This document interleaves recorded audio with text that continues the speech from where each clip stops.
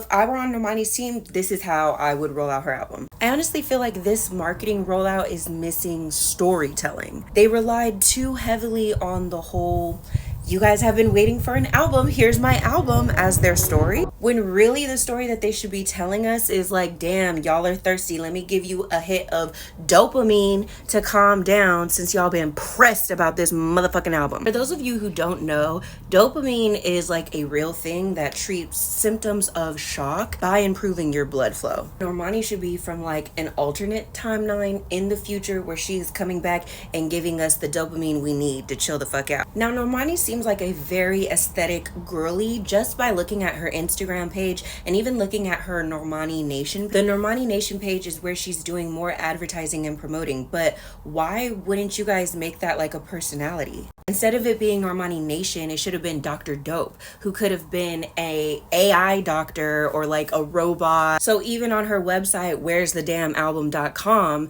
they could have had an AI integration there where people can ask their questions about the album and get AI responses from Dr. Dope. The aesthetic is already giving this cyber futuristic, think Michael Jackson, Janet Jackson Scream or TLC No Scrubs video. Or having commercials that look like they are maybe an interception from a, intergalactic timeline that are promoting the album. Take your daily hit of dopamine, that kind of vibe. I don't think 159 is the album focus track. Next album focus track is probably a dance track. Her doing, Bankhead choreography videos, I see that coming. In May, we are gonna need that focus track. We're gonna need a music video, a dance music video similar to Wild Side would probably be her best bet. I think she needs to do some IRL stuff. The next thing that I would do is a pop-up performance in LA. Maybe at this pop-up performance, she can announce a full-blown tour. Like, she just needs to keep her foot on our necks from now on. If you wanted to take it a step further and have some IRL experiences Normani doesn't have to be at, but where fans can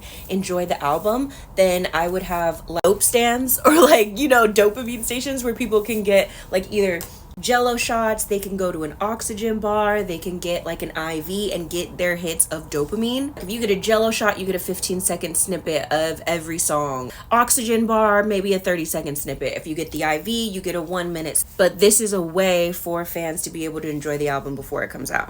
And then her tour can start like 3 weeks after she releases the album.